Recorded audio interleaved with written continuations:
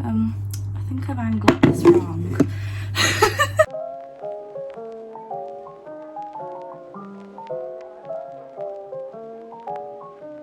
Hi, I'm Liv, and today we're going to be doing my February reading wrap-up of everything that I've read in February. I did quite well in February, to be honest. I'm really happy with the amount I've read. I read quite a few paperbacks as well, which was my goal for the year, is to get through those of my paperback books. And I read quite a few books that I didn't really know anything about and I was unsure on, but I just wanted to give a go and give new authors a go. I've read this month, the most I've read in a month all year. I've read 9 books. So the first book I'm going to talk about, I'm just going to talk about the first one I've read of the year, and of the month, and this one was actually my favourite book of the month. Belladonna. Belladonna by Adeline Grace. I really adored this book. It was so good. I wouldn't say it's high fantasy, but it is a fantasy book, but it isn't like high fantasy and really difficult to get into. So we've got our main character called Signa, and Signa has been raised by a string of guardians. So she's got loads of different people that have raised her because they keep dying and she doesn't know why. She feels like she's cursed, and she becomes very familiar with death itself, who is a physical being in this book, which is the fantasy element. And Signa can see the dead, she can see ghosts, she can hear spirits, and she can hear death, and death can see her, and he knows that she can see him. A very strained and strange relationship. She ends up living with a new family, and a restless spirit appears to her, claiming that she was poisoned. Signa realizes that the family could be in grave danger. She enlists the help of a surly stable boy to hunt down the killer. Signa's best chance of uncovering the murderer is an alliance with Death himself, and as the mystery unfurls, Signa realizes their growing connection may be more irresistible than she dared imagine. It's a really good book. I really loved it. So this book, we kind of were set in like a Victorian era. All the girls are very much concerned about being seen as prim and proper, being seen as untouched. Signa ends up living with this family who are quite wealthy, and she meets one of the young girls there who is about her age, and this girl is very sick and she wants to find out, why is she so sick, what's going on, and it just unravels this mystery of secrets and lies. So there are loads of secrets in this book, family secrets, secrets of the past, secrets that are happening as Signa arrives, and so many mysteries that she's trying to uncover. And when she's not been there since the start of all this, it's hard for her to understand what is going on. She continues to have this like alliance with Death, and they have this very intimate relationship, which I adore. And I really just enjoy this book so much. I love the writing, and I'd never read anything by Adeline Grace before, but I'm going to read more. In fact, I've already picked up the second book, which is Foxglove. I've put it on my March TBR. I'm really excited to read the next one. This one ended so well, and then the epilogue had a really big cliffhanger for the next book, and it was done so well. I was so happy, and I just felt like the characters were great in this. The uncovering of the mysteries was great. We went along with Signa as she was understanding things and realizing things, and it was such a good book. The next book I ended up reading was a short novella style book, but I really wanted to read this book so bad because I love the author. So this book is by one of my favorite authors she usually does historical fictions, and this is Martha Kelly Hall or Martha Hall Kelly? It's Naomi's Gift, and this was by Martha Hall Kelly, and this was a short historical fiction that Martha wrote. She actually explained at the end of the book, she wrote this book because she does a lot of historical fictions based around World War II and World War I, and a lot of the facts that she has to research into are to do with the very heavy topic of Nazi Germany and the Holocaust. She had a lot of information left over after she wrote, I think it's The Lilac Girls. I really enjoyed that book, would highly recommend. It was my January book of the month. She had a lot of information about what happened to children who were born in camps. She decided that she wanted to make a book dedicated to this, but she didn't have enough information to make a whole book, so she made like a novella, and this book was brilliant. I gave this book a 4-star, and I was really just captivated by this book. We follow everything through letters basically. So this book starts with a young girl having her mum pass away, and I say young girl, she's like about my age, and she has a box that was given to her to open when this mother had passed away, and in it says, that these are letters about when you were first born, like we want you to know the truth. And we find out that this girl is the baby who was born in the letters. So the letters are all from the point of view of the sister of the woman who was giving birth, and we see how she realizes that her sister was pregnant. We see them try and hide this pregnancy from guards, and how much of a difficult situation this is for everybody. People put aside everything to try and keep this child safe, and it didn't matter the cost, everybody was trying to help her. Really good book. I thought it was very well researched. I was very impressed, and usually a novella doesn't really like hit me really. It doesn't have like the chance to really like affect me. This one I really enjoyed. Very well researched, and I think Martha Hall Kelly's writing is that right? Yeah, Martha Hall Kelly's. Her writing is brilliant. Her writing is so captivating, and there's nothing like it. Next book we have is a book by Lana Ferguson. Again, I'd never read anything by her before either. This book is The Nanny. Now, this book, I started this last year. I don't know if anyone remembers, I did start this book last year, and I only got to page 150, I think, or 140, and then I gave up. And then this year I was like, I don't remember why I gave up, let's try that again. And I did remember why I gave up this book very quickly. This book I ended up giving a 2-star. It was great concept, but executed really badly. So this book, we have two characters called Cassie and Aiden.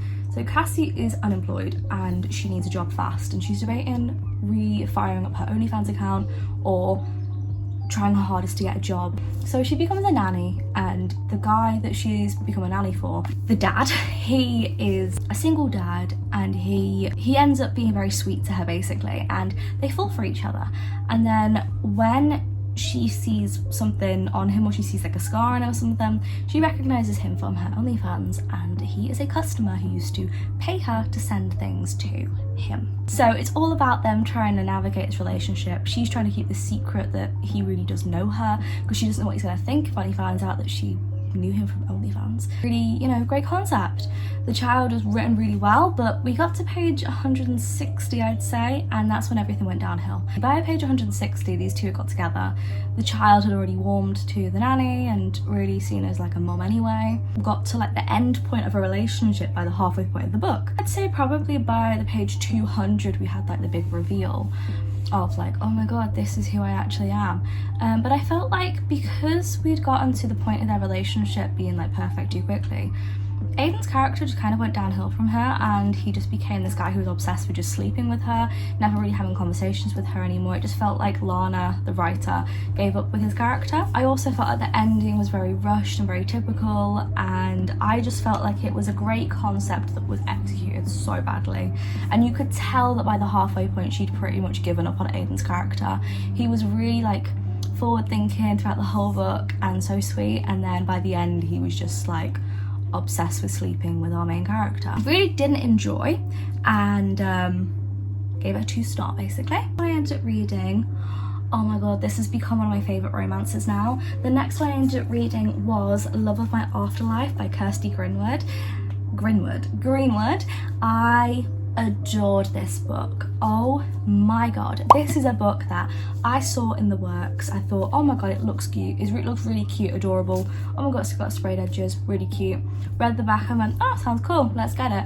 And then put it off so long reading this book. By the time I read it, I was like, that has been sat on my shelf waiting for me to read it, and that is brilliant. I love that book, it was amazing. Why have I waited this long? So this book is a really good romance basically. So we've got our main character Delphi, and Delphi is somebody who never really goes out there in life. She doesn't really go out with, like, she doesn't really have any friends, she doesn't go out partying or anything, she doesn't really leave the house. She's a very like safe person who just stays in her home and doesn't really experience life really. She doesn't do anything out of the ordinary, and she ends up dying one day. She ends up like choking to death and appears in the afterlife.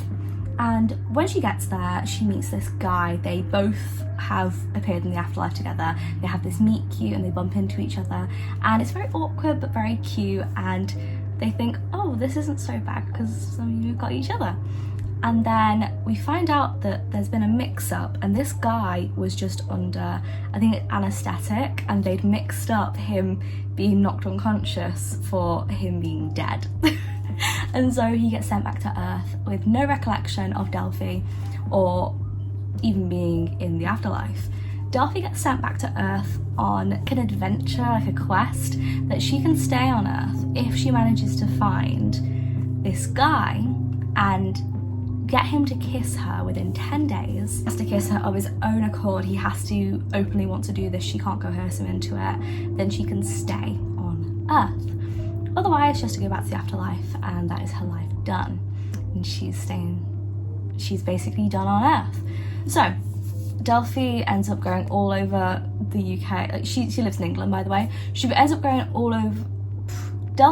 up going all over her town in England trying to find this guy, and ends up doing the most wacky things to try and find him.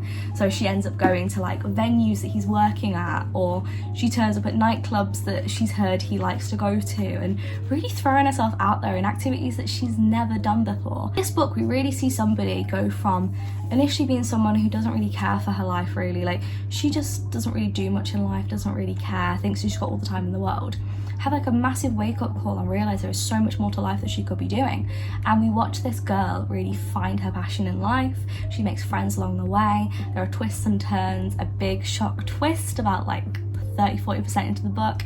I love this book so much, and we see her really like take life by like the bull by the horns sort of thing. A good romance, so sweet, happy ever after ending, and it is brilliant. Next, we have another romance, and this is The Dead Romantics. This one's by Ashley Poston, and this is my second book I've read by Ashley Poston, and I will say this one was very disappointing. I ended up giving this one a 3.5 star, and I loved the concept but hated the execution. So this book, we have our main character Florence, and Florence finds her boss as a ghost, and she has always been able to see ghosts as a kid, and she's thinking, is my mind playing tricks on me? What is going on? Finds out that he's dead. So she has to try and help him figure out why he's dead, what happened to him, and why is he still on Earth, because there's always unfinished business if you're stuck on Earth.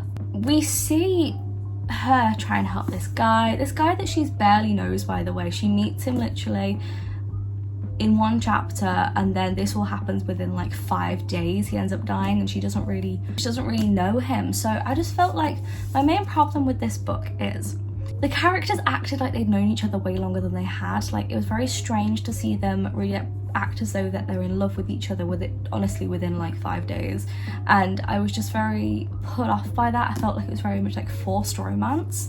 I also thought this book was nice in the way that we saw Florence try and come to terms with like her family life and things in their past. I did enjoy that, and I feel like a lot of Ashley Poston's books that I've read this one and A Novel Love Story, do have a lot of like self-reflection in them, and I don't mind that, but I felt like the romance was really just forced in this book. The ending I also thought was very, I don't know, not cliche, but I liked it, but at the same time it was done in such like a rushed way that I'd also seen this ending in a different book and it was done way better. So I was just a bit like, seen that ending before and it's been way better elsewhere. So I was just a bit like, okay, that's just really like put me off this book. I really didn't like it. I also felt like I was kind of dragging myself through this book a bit. I wasn't as hooked as I wanted to be, but I loved the concept. I loved the fact that he was a ghost and she was just seeing him appear places and people thought she was talking to herself. Like, I loved all that, and I loved the backstory and things. I loved the town, but I just felt like the actual plot was missing a lot for me to actually enjoy this book. I just felt like I was kind of dragging myself through the book, so I ended up giving it a 3.5. Next, I have got a Kindle read, and this is Leather and Lock by Bryn Weaver. I have read, is it Butcher and Blackbird was the first one, and I really love that book. So this is like no, hear me out. This is like a thriller slash a horror slash romance slash rom-com. So this book is the second book, and this book was focused on, we have Locke and Lachlan, who despise each other. They meet each other because Lachlan is Rowan's brother. Rowan is from the first book, and Locke is Sloane's best friend, and Sloane is from the first book. They end up getting married, and they both have to go to the wedding together. They end up kind of falling for each other and having this like meet cute moment until they realise they know each other. previous to this event, they had an encounter where they were both in disguises, because again, I told you this is a thriller slash horror, and one of them was trying to hide the murder of somebody that somebody committed. So they knew each other, and that interaction was done very badly and there was a lot of arguing and snarky comments said to each other and ended really badly. When they clock each other and realise they know each other, oh my god, the embarrassment. So they hate each other. They end up having to do a thing. They have to make an alliance basically, and they end up having to work together, and it is a relationship of convenience and forced proximity, and it's a great concept, these two people that hate each other that have to be together. Lachlan is somebody who is very much hired by a company that help clean up the mess of people with enough power that get away with anything, if you know what I mean. And Lark is somebody who, and I don't remember why, she loves to kill people. I think she's a serial killer, but it's like, it's a bit messy, the plot line, really. Probably no shock that I gave this book a whopping 2.5 stars. I felt like the first half of this book I was really getting, and I loved the banter between them and this like tension, but I felt like it got a bit comedic in the wrong way. For instance, Lark's character came across as quite like a girly, silly character, and when she was confronted with the fact that she was killing people, it was more like a haha, oh what a shame, which was just like weird. It just didn't feel realistic in the slightest, and that's why I loved Butcher and Blackbird, was that they were crazy, but they knew that they were like crazy for doing this stuff, and they knew they had to keep it secret. I also felt like the ending was really rushed, and it honestly, this big massive like plot twist ending was meant to be like a massive thing because it was in the first book and it was following the same format, but the ending literally got solved within 3 pages, so I was just a bit like, what? I was really disappointed in this book basically, and I'm not going to be reading the next book in the series because it really just disappointed me basically. The next book we have is In Memoriam. This one is written by Alice Wynne. I've never read any of her stuff before, but this one was a novel about 2 young men who fall in love during a time of war. That's what it says on here. So it's 1914 in this book, and some of it's also set in 1913, just before World War One. And we have our 2 characters, so we've got Gorn and Elwood, they go by last names, and they are in this boarding school together, and World War One happens. These 2 have this tension between them, and there is stuff that happens at the boarding school, but it always goes unspoken between the guys. But Elwood and Gorn have never really had anything happen between them, but there is this tension that's there. Gorn ends up enlisting into the army because his family is German, and people are doubting that his family are really loyal to England. So he enlists into the army, into the British Army, to prove that he is loyal, and Elwood is crushed and ends up joining him. Watch them experience war for the first time. We watch them as they see their first dead body and the reactions that they have to it all, and there are so many moments like in this book where you see them like horrified. And the brilliant thing about this book is how Alice really developed these characters. So whilst at the start we'd have like a lot of fixation on these like dead bodies and like the conditions in these places, by like the halfway point we'd see that when they saw someone die or got shot or anything, they'd be like, for instance, Alistair's dead, moving on. Like they would just see it as just like a flippant thing that happened, like, oh that's happened, moving on, because they were so numb to the fact that they were in the middle of a war. I just felt like Alice's writing in this book really sold me. I really enjoyed it. I thought all the metaphors were brilliant. I thought most of the research was pretty good. There was just one problem I had. I loved the trenches. I thought her descriptions of everything was so great. They didn't glamorize like the war in any way, shape or form, and I loved that. We did have a big section on prisoner of war camps that the English were being held in Germany, and the descriptions of these places was kind of as if it was just a boarding school for boys, and saying that the guards treated them well and how they got fed well, and the only punishment they had was being held in solitary confinement for a day. And I was just like, this is so unrealistic. And that's the only bit that really bugged me in this book, and if it wasn't for that I probably would have given it like a 4.5 4.75 to 5 star maybe, but I just felt like that really dragged it down for me, so I did end up giving this book a 4 star. But I really did love it. I thought that Gaunt and Elwood's relationship was just so up and down all over the place, which was so realistic to relationships. And we really saw their personalities change throughout the book, which I think is a very impressive thing for an author to do. We saw them go from, Elwood was a very chatty outward like person who was just cheeky, and Gaunt was a very much quiet, pessimistic person. And by the end of the book, Gaunt had completely changed to this person who tried to see the good in life and was really, what's the word, like honoured to be alive still. Whereas Elwood was very much just like, what's the point in being alive if I looked like this? As they both have like battle scars, and they are both wounded from the war. I just thought this book was written very well. I ended up giving it a 4 star in the end, but I really loved it, and the romance was everything, and I just thought that it was such a brilliant book. And if you're wanting to find a really brilliant gay romance story, gay romance, I don't know, I'd call it like a gay love story, which is like heartbreaking but also beautiful. Yeah, if you wanted that, definitely read In Memoriam. It's a very good book. We have 2 more books left, so the next one I've got is Ruin and Rising by Leigh Bardugo. I've been waiting to read this book for ages, and this book is a part of the Grishaverse Shadow and Bone series. It's the 3rd book in the 3-part series. So this book I can't really tell you much about, but this book is a fantasy. See, I would say it's a light fantasy, but I feel like there's a lot of terms that you've got to understand in this book, so I'd say it's like a mid fantasy between heavy and light fantasy. Also part of the Grishaverse, which is the Six of Crows universe. So whilst the Six of Crows I'd say is probably like more towards heavy fantasy, this was like a little bit less than that. But I did enjoy this book. I ended up giving it a 3.5, and you're probably thinking, wait, what? How are you giving it a 3.5 if you enjoyed it? I did enjoy it, however I just felt like the ending ruined this book. So this book, we saw loads of secrets uncovered, loads of the truth uncovered, loads of like flashbacks. I really enjoyed that. I loved seeing people use their gifts and their powers and the truth coming out and being revealed. I really enjoyed that. All of this book I really loved until the last, I'd say the last 25% really let this book down. We went from having such high stakes and being so invested to a lot of plot armor by the end, a lot of characters which should have, I'm sorry, the birds are all having a long chit chat out there. This ending should have had people dying who we love, because that is just the reality of battles, and we really had not really much happening.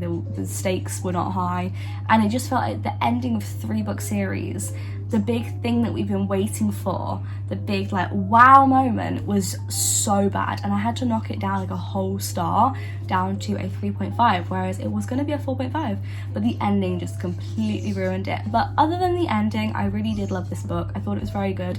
I would highly recommend the Grishaverse.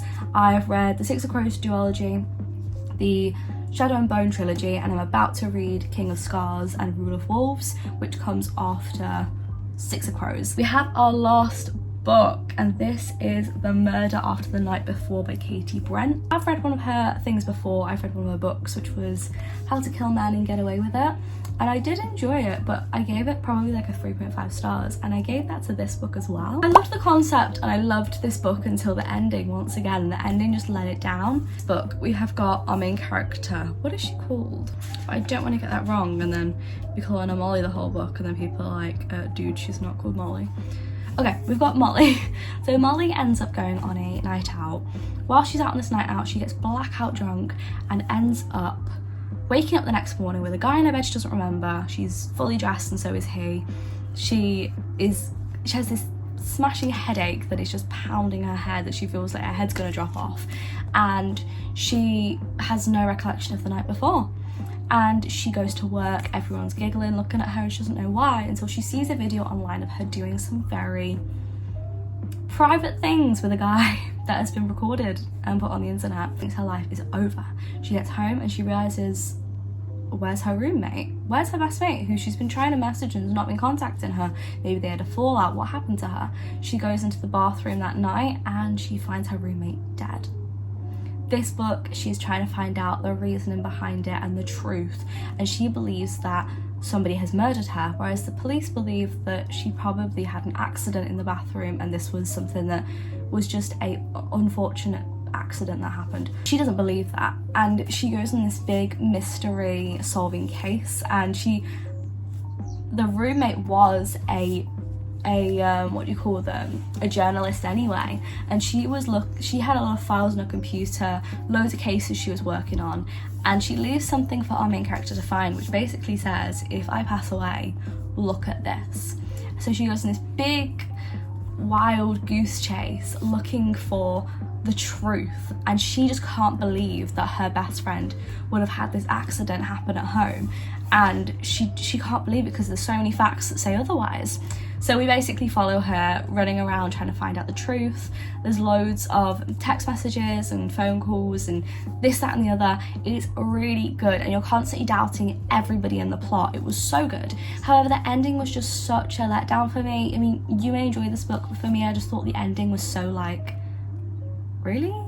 That's how I end in this book?